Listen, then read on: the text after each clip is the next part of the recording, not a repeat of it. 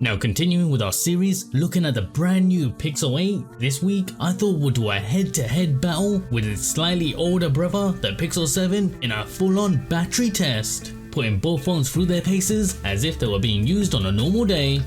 So setting both phones to 50% brightness and a similar volume setting, let's jump right into it, kicking off round 1 by jumping straight into one of our popular social media apps, Instagram. Speaking of which, make sure to follow me there as well in order to grab some awesome giveaway codes.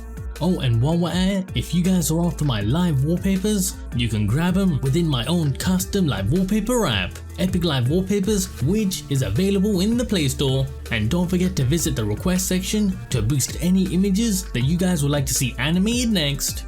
Now just about 20 minutes of social media and it's time to climb out of bed, brush our teeth and get ready for the day. It's time for longer format content straight from YouTube. And already there's a slight difference that's starting to emerge, with the Pixel 7 now on 98% and the 8 holding on at 99%. Which of course isn't that big a surprise, as the 8 does have a slightly bigger battery by about 130 milliamps, which potentially translates to those percentages dropping ever so slightly slower.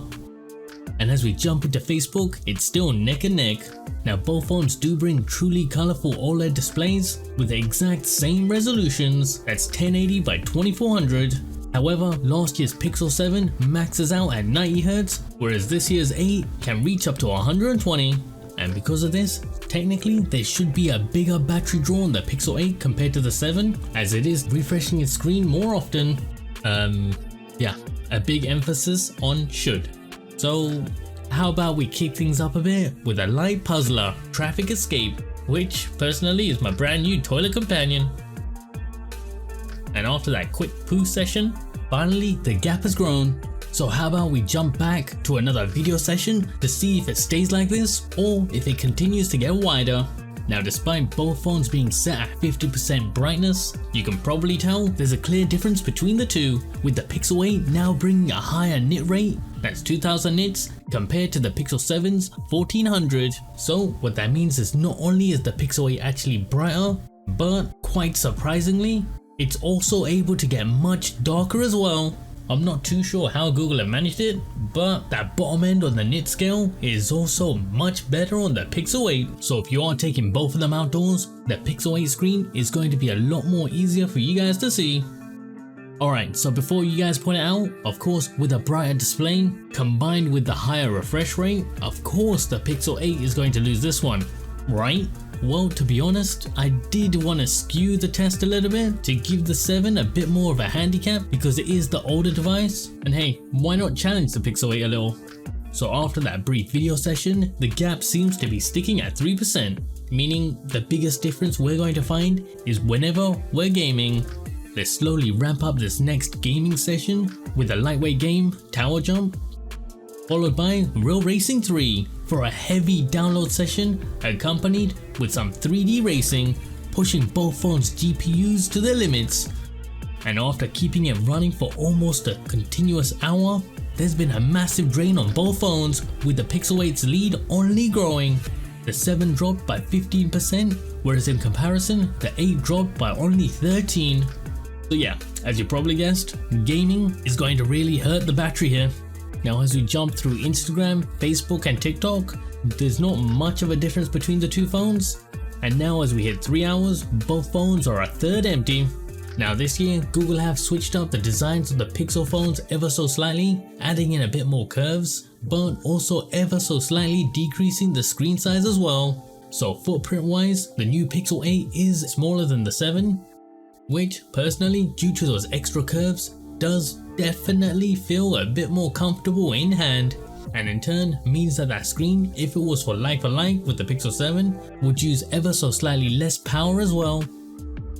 So now at almost 5 hours in, the Pixel 8 takes round 1 at 56% battery, with the 7 lagging behind at 47%.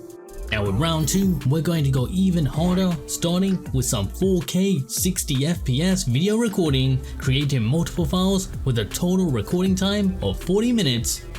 And guess what? Both phones got destroyed! Over 20% lost on both phones, definitely the biggest drop off we've seen so far. But yeah, not all of us are planning on doing 40 minutes of non-stop 4K video recording on a daily basis. Even with the Gen 3 Tensor chip, I think Google do need to really focus on improving the video recording aspect in all of their future chips. Now as we power through more video content, almost 7 hours in, the Pixel 7 is literally on its last legs, but yet somehow the 8 is holding on with 26 in the tank.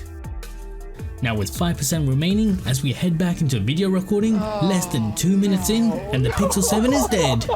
So 7 hours and 16 minutes in, the Pixel 7 is done. But continuing to jump from one thing to the next, the Pixel 8 is taking it like a true champ. Video, games, camera, social media, nothing is holding the phone back.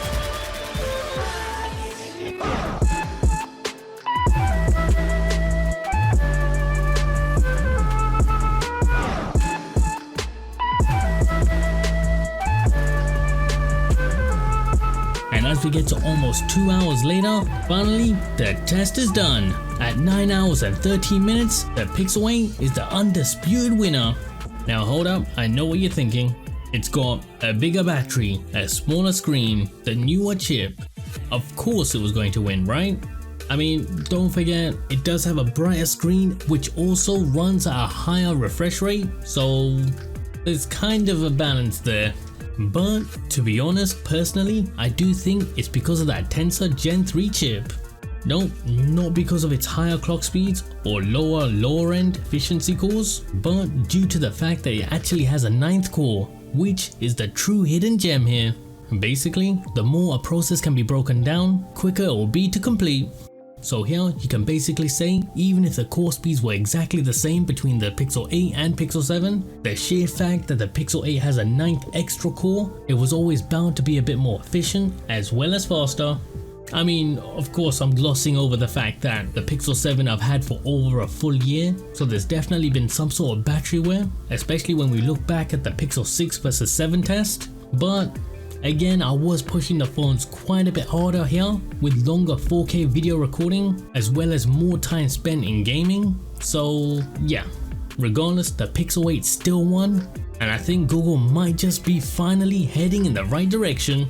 Now if you guys like this video and want to see more like this, Android customization tips and tricks as well as home screen setups, make sure to like and subscribe. See you guys next time on Into the Parkerverse.